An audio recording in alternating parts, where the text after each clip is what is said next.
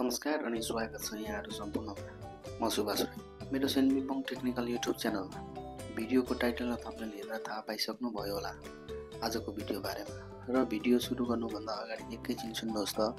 मैले तपाई जस्तो कम मानिसहरु मात्र देखेको छु जो प्राविधिक ज्ञानबाट आफूलाई प्रेरित गर्न चाहन्छ र परिवर्तन गर्न चाहने ती सम्पूर्ण मानिसहरुमध्ये तपाई पनि एकजना हुनुहुन्छ। तसर्थ यस्तै ज्ञानको नजिक रहनका लागि मेरो सेन्मिबङ टेक्निकल युट्युब च्यानललाई लाइक, कमेन्ट र सब्स्क्राइब गर्न भने नभुल्नु होला भन्दै आजको भिडियो सुरु। नमस्कार साथीहरु, आज म तपाईलाई फ्लक 374 एफसी क्लाइम मिटरबाट भोल्टेज कसरी चेक गर्ने, एम्पियर कसरी चेक गर्ने र कन्टिन्युटी कसरी चेक गर्ने भनेर तपाईलाई यहाँ जानकारी दिन गइरहेको छु भने साथीहरु आशा छ तपाईहरुले यो मेरो भिडियो चाहिँ सम्पूर्ण रूपमा हेरिसकेपछि 100% भोल्टेज चेक गर्न र कन्टिन्युटी चेक गर्न र तपाईले एम्पियर चेक गर्न तपाईले 100% जान्नुहुन्छ भन्ने मैले विश्वासका साथ यो भिडियो बनाउन गइरहेको छु भने साथीहरु देख्नुहुन्छ तपाईले पहिलो बटन चाहिँ हाम्रो यो एलईडी यो स्क्रिनको लाइट ब्राइटनेसको लागि हो भने मिनिमम हो र यो म्याक्सिमम हो साथीहरु।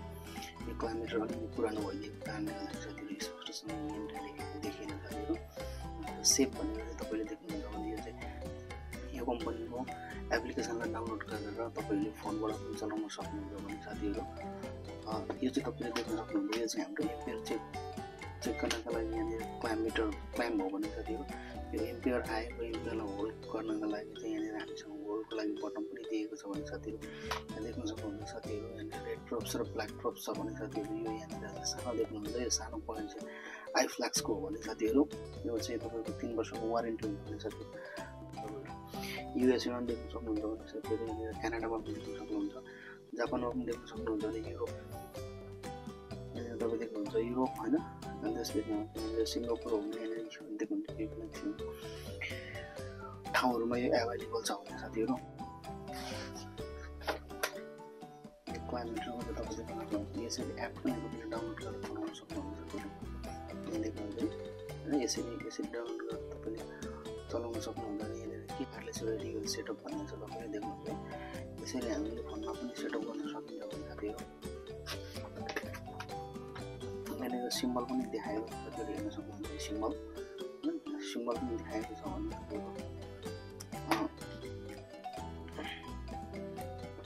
सिम्बल देख्नुहुन्छ र अन्तिममा यहाँनिर क्याट 3 र क्याट 4 देख्नुहुन्छ।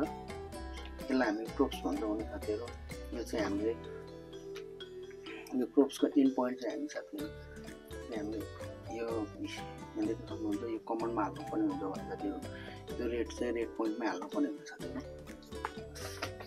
जो तपाईँ देख्नुहुन्छ कम्पनी देख्न सक्नुहुन्छ 374 हैन एफसी 374 एफसी भन्ने देख्न सक्नुहुन्छ भने क्लाइम मिटर हो साथीहरु। यहाँनिर तपाईँ देख्न सक्नुहुन्छ लिमिटेड 3 इयर्स वारेन्टी भन्ने साथीहरु। यो चाहिँ एकदम राम्रो ब्रान्डेड कम्पनीको छ साथीहरु। तपाईलाई म अब ढिला नगरिकन यसरी यहाँनिर भोल्टेज कसरी चेक गर्ने भनेर म तपाईलाई देखाउन गइरहेको छु साथीहरु। अहिले हाम्रो यो क्लाइम मिटर चाहिँ अफ कन्डिसनमा छ भने साथीहरु हामीले यसलाई एक स्टेपमा लग्यौं भने साथीहरु यस्तो अवस्थामा चाहिँ हाम्रो यो भी लेखेर चाहिँ तपाईको भी चाहिँ भोल्टेज हो भने यो यस्तो तलमाथि भएको यो जुन सिग्नल छ यो भनेको चाहिँ अल्टरनेटिभ करेन्टको सिग्नल हो साथीहरु।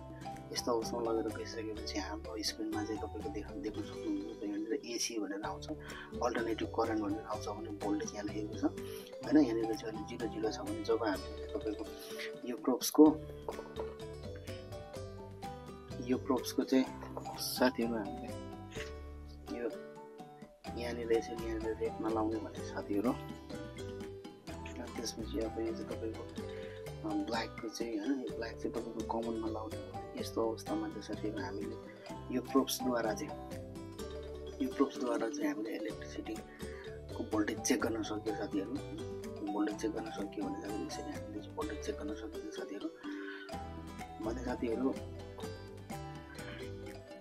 यसरी नै साथीहरु हामीले चाहिँ यो अप्सन यो तपाईको पोजिसनलाई चेन्ज गरेर हामीले यहाँनिर चाहिँ यो भी लेखेर चाहिँ यहाँनिर डट भएको ठाउँमा लगेर गयो भने सेम जसरी हामीले इलेक्ट्रिसिटीको भोल्टेज चेक गरिन्छ त्यसरी नै हामीले भोल्टेज पनि चेक गर्न सकिन्छ साथीहरु हैन। अब यो रेडलाई चाहिँ रेडमै लाउनु पर्ने हुन्छ भने ब्ल्याक चाहिँ ब्ल्याकमा लगाएर तपाईँले चेक गर्न सक्नुहुन्छ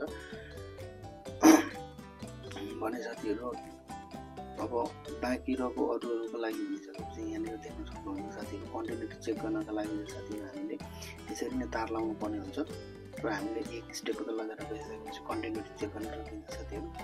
कन्टिन्युटी चेक गर्दाखेरि चाहिँ साथीहरू हामीले के हुन्छ भने कन्टिन्युटी कसरी चेक गर्ने भन्ने चेक गर्न सकिन्छ राम्रो बयान सही रहेछ भनेर कन्टिन्युटी चेक गर्न सकिन्छ भने साथीहरू।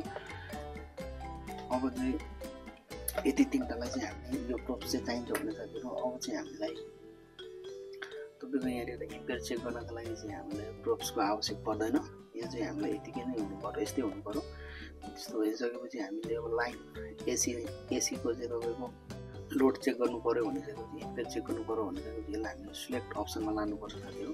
यहाँनिर चाहिँ एम्पियर भनेर आउँछ होइन। यो माथिको सेम सिग्नल यहाँनिर ब्लिङ्किङ आइरहेको देख्न सक्नुहुन्छ यहाँ कर्नरमा भने साथीहरू।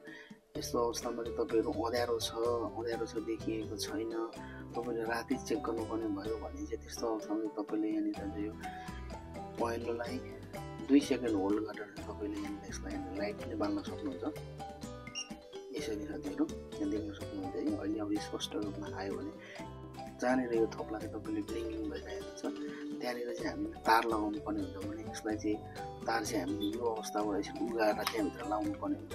त्यस्तो अवस्थामा चाहिँ हामीले यहाँनिर चाहिँ कति एम्पियर सो भइरहेछ भनेर देखाउँछ भने साथीहरू। यो चाहिँ तपाईँको अल्टरनेटिभ करेन्टको लागि हो भने साथीहरू। यसरी नै साथीहरूले यहाँनिर चाहिँ डिसीको पनि करेन्ट चेक गर्न सक्नुहुन्छ साथीहरू। डिसी भनेको डाइरेक्ट करेन्ट हो साथीहरू। डाइरेक्ट करेन्ट पनि यसरी नै चेक गर्न सक्नुहुन्छ भने साथीहरू।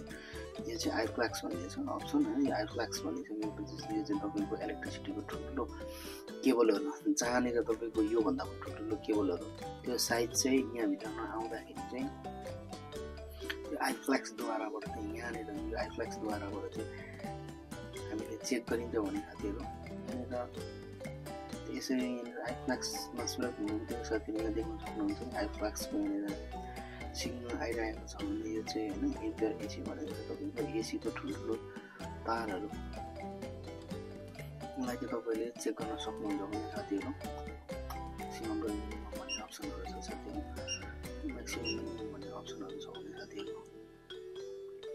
यसरी तपाईँले यहाँनिर यसलाई चाहिँ युज गर्न सक्नुहुन्छ साथीहरू। यो चाहिँ तपाईँहरूले 100% युज गर्न जानुभयो भने तपाईँले विदेशतिर जाने योजना गर्नुभएको छ इलेक्ट्रिकलको काममा हो भने साथीहरू तपाईँहरूलाई इन्टरभ्यूमा सोध्न पनि सक्छ होइन। यो क्लाइमेटरबाट कसरी चाहिँ हामीले एम्पियर चेक गर्न सकिन्छ, लोड चेक गर्न सकिन्छ, डिसी भोल्टेज चेक गर्न सकिन्छ भनेर चाहिँ तपाईँहरूलाई सोध्न पनि सक्छ इन्टरभ्यूमा होइन। आशा छ तपाईँहरूले यो भिडियो हेरिसकेपछि 100% यो क्लाइमेटरबाट चाहिँ भोल्टेज एम्पियर होइन कन्टिन्युटी चेक गर्न सक्नुहुन्छ होला भन्ने मैले आशा राखेको छु साथीहरू। यो क्लाइमेटर चाहिँ एकदमै राम्रो छ भने साथीहरू। यो अमेरिकन कम्पनीको क्लाइमेटर हो साथीहरू। यो मैले पनि विगत